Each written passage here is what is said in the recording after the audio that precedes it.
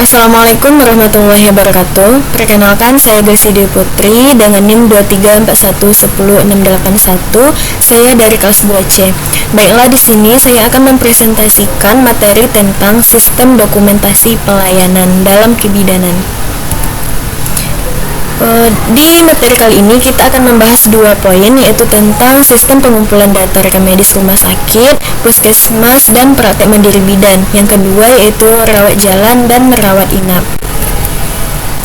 Sistem pengumpulan data rekam medis rumah sakit memiliki pengertian pertama, yaitu diartikan sebagai keterangan baik yang tertulis maupun terekam tentang identitas, anamnesa, diagnosa, dan terdiri atas dua bagian, yaitu individu dan manajemen. Rekam medis ini memiliki tujuan, yang pertama itu aspek administrasi, aspek medis, aspek hukum, aspek keuangan, aspek penelitian, aspek pendidikan, dan dokumentasi. Selanjutnya, manfaat rekam medis yang pertama yaitu sebagai alat komunikasi antara dokter dengan tenaga kesehatan, sebagai dasar untuk merencanakan pengobatan, sebagai bukti tertulis pengobatan selama klien berkunjung, sebagai bahan yang berguna, dan menyediakan data informasi yang diperlukan bagi pasien nanti. Selanjutnya, pengumpulan data rekam medis di rumah sakit. Jenis pengumpulan data di rumah sakit yang pertama yaitu catatan medis umum, formulir rujukan, ringkasan pasien pulang, dan surat kematian. Selanjutnya yaitu penerimaan klien, pencatatan atau recording, pengobatan data medik, penyimpanan berkas rekam medik, dan peminjaman berkas rekam medik. Selanjutnya yaitu contoh status rekam medis di rumah sakit. Pertama ada family folder, kartu tanda pengenal, kartu rawat jalan, kartu rawat tinggal, kartu ibu, kartu anak, KMS balita, dan kartu tumbuh kembang balita. Selanjutnya ini merupakan rekam medik dalam manajemen pelayanan kebidanan terpadu, merupakan alur rekam medik yang ada di puskesmas.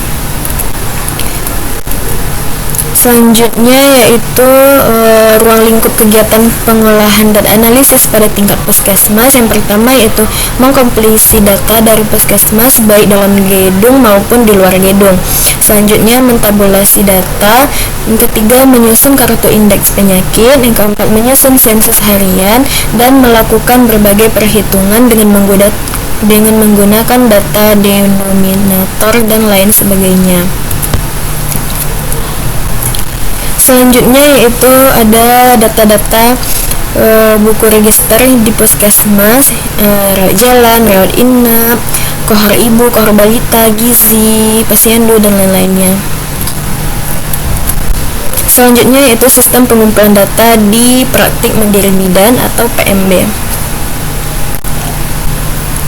Di PMB yang pertama itu ada pengertiannya. PMB atau praktik mandiri bidan adalah satu bentuk layanan kepada ibu hamil, bersalin, nifas, dan bayi baru lahir yang dilakukan oleh seorang bidan. Sistem dokumentasi rawat jalan yang pertama itu ada klien baru. Setiap klien baru yang datang ke rumah sakit akan melalui proses pendaftaran. Yang kedua ada klien lama. Klien lama ia sudah terdaftar di tempat layanan kesehatan dan datang kembali untuk melakukan pengobatan dengan jenis penyakit yang berbeda atau bisa jenis penyakitnya yang sama. Selanjutnya yaitu klien gawat darurat. Klien gawat darurat ini harus ditangani karena tersedia dalam 24 jam. Membutuhkan pelayanan segera dan harus segera dilakukan tindakan.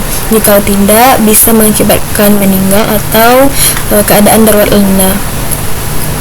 Sistem dokumentasi pelayanan rawat inap. Yang pertama yaitu semua klien yang menderita segala penyakit diterima di Central Opname. Yang kedua, diagnosa medik harus tercantum dalam surat pemerintahan dirawat. Yang ketiga, menyertakan tanda tangan persetujuan untuk tindakan. Klien yang memerlukan perawatan terdiri dari yang pertama yaitu klien yang tidak mendesak. Yang kedua, klien mendesak atau urgent. Yang ketiga yaitu klien gawat darurat. Selanjutnya yaitu aturan penerimaan dan indikator pelayanan klien rawat inap. Yang pertama yaitu bagian penerimaan klien bertanggung jawab sepenuhnya mengenai pencatatan seluruh informasi. Yang kedua, bagian penerimaan klien harus segera memberikan bagian-bagian yang berkepentingan langsung. Yang ketiga yaitu semua bagian harus memberitahukan bagian penerimaan klien apabila klien diizinkan meninggalkan rumah sakit. Selanjutnya membuat catatan yang lengkap tentang jumlah tempat tidur dan yang tersedia di rumah sakit. Dan rekam medik yang lengkap. Selanjutnya instruksi yang jelas harus diketahui oleh setiap petugas yang bekerja dalam proses penerimaan dan pemulangan pasien. Sekian materi yang bisa saya presentasikan. Terima kasih, semoga informasi yang telah saya sampaikan bisa bermanfaat dan bisa menambah ilmu pengetahuan kita. Terima kasih. Assalamualaikum warahmatullahi wabarakatuh.